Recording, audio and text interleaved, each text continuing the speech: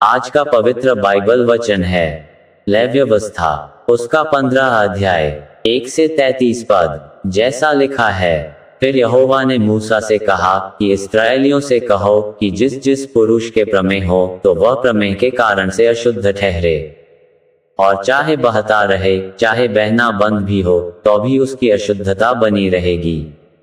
जिसके प्रमेह हो वह जिस जिस बिछौने पर लेटे वह अशुद्ध ठहरे, और जिस जिस वस्तु पर वह बैठे वह भी अशुद्ध ठहरे।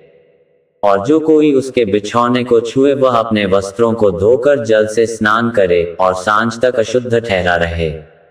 और जिसके प्रमेह हो और वह जिस वस्तु पर बैठा हो उस पर जो कोई बैठे वह अपने वस्त्रों को धोकर जल से स्नान करे और सांझ तक अशुद्ध ठहरा रहे। और जिसके प्रमेह हो उससे जो कोई छू जाए वह अपने वस्त्रों को धोकर जल से स्नान करे और सांझ तक अशुद्ध रहे। और जिसके प्रमेह हो यदि वह किसी शुद्ध मनुष्य पर थूके तो वह अपने वस्त्रों को धोकर जल से स्नान करे और सांझ तक अशुद्ध रहे। और जिसके प्रमेह हो वह सवारी की जिस वस्तु पर बैठे वह अशुद्ध ठहरे। और जो कोई किसी वस्तु को जो उसके नीचे रही हो छुए वह अपने वस्त्रों को धोकर जल से स्नान करे और सांझ तक अशुद्ध रहे।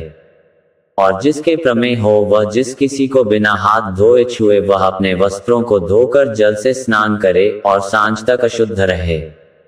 और जिसके प्रमेह हो वह मिट्टी के जिस किसी पात्र को छुए वह तोड़ डाला जाए, और काठ के सब प्रकार के पात्र जल से धोए जाएं। फिर जिसके प्रमेह हो वह जब अपने रोग से चंगा हो जाए तब से शुद्ध ठहरने के 7 दिन गिन ले, और उनके बीतने पर अपने वस्त्रों को धोकर बहते हुए जल से स्नान करे, तब वह शुद्ध ठहरेगा। और 8वें दिन वह 2 पंडुक व कबूतरी के 2 बच्चे लेकर मिलाप वाले तंबू के द्वार पर यहोवा के सम्मुख जाकर उन्हें याजक को दे।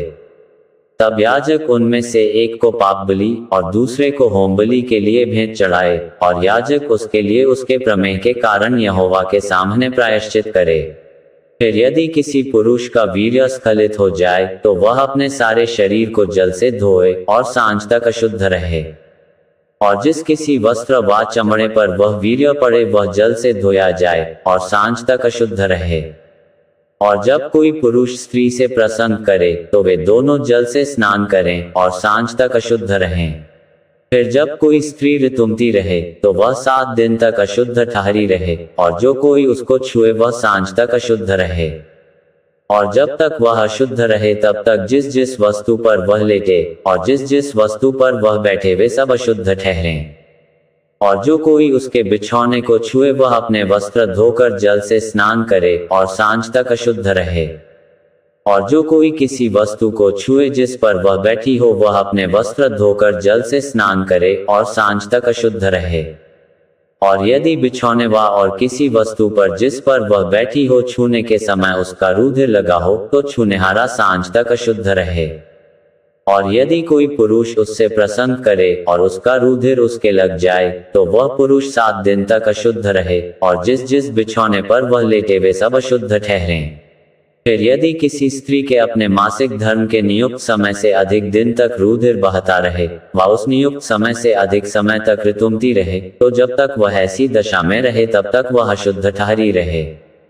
उसके ऋतुमती रहने के सब दिनों में जिस जिस बिछौने पर वह लेटे वे सब उसके मासिक धर्म के बिछौने के समान ठहरें, और जिस जिस वस्तु पर वह बैठे वे भी उसके ऋतुमती रहे के दिनों की नाई अशुद्ध ठहरें।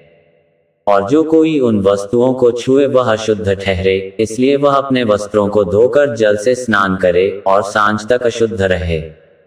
और जब वह स्त्री अपने ऋतुमती से शुद्ध हो जाए तब से वह 7 दिन गिन ले, और उन दिनों के बीतने पर वह शुद्ध ठहरे। फिर 8वें दिन वह 2 पंडुक था कबूतरी के 2 बच्चे लेकर मिलाप वाले तंबू के द्वार पर याजक के पास जाए।